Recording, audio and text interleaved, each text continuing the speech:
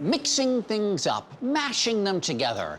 It's what we do as humans. Otherwise, our lives would be awfully plain. Here's an example. Marshmallows, chocolate, and graham crackers. While alone, each is delicious. But you mash those guys together and you have a magical concoction called s'mores.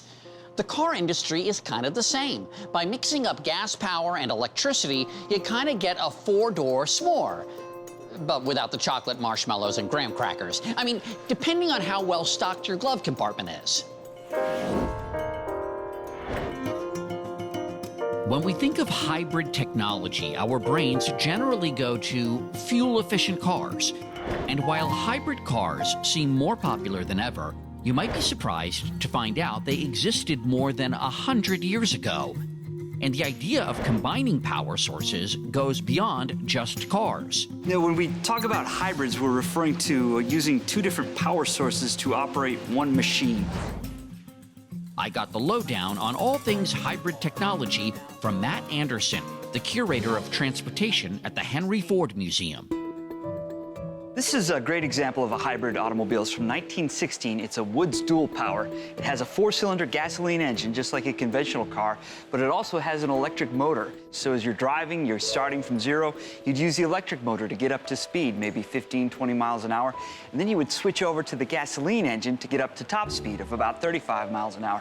Meanwhile, that gasoline engine turns the motor into a generator and can recharge your batteries as you're going. Very clever. So why didn't it catch on? This was expensive technology. Also, it was fairly tricky to drive. You had to make those changes yourself between the electric motor to the gasoline engine. I'm gonna call this the what-if vehicle. I like that. And keeping in the what-if category, Matt introduced a concept bike from our current century. This is a hybrid bike. It operates with pedal power and with an electric motor.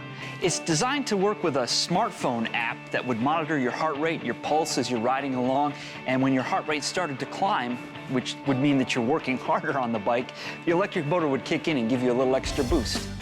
The 2015 experimental bike was never intended to be produced. Instead, it was a way to get the automakers thinking in new directions, not just about cars, but about mobility in general. This was kind of a big deal.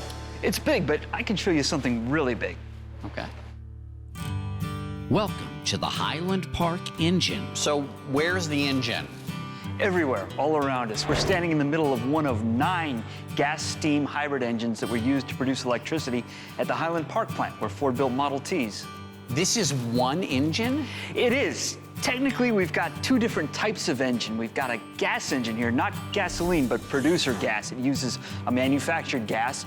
On this side, we've got a steam engine, and they're both working on a common crankshaft that turns that generator, which makes the electricity. So this is a giant hybrid engine. Exactly, and this was specially designed for Henry Ford. He was absolutely obsessed with eliminating waste. Built in 1916, the engine was too complex and expensive to catch on as a design elsewhere. When we look at today's hybrid technology, do we see the roots of it here? I think we do, and it reminds us that people have been experimenting with hybrid technologies as long as they've been working on machines. The natural impulse, once you build something, is to try and make it better. That's what these are all about. Somebody else thought of it first.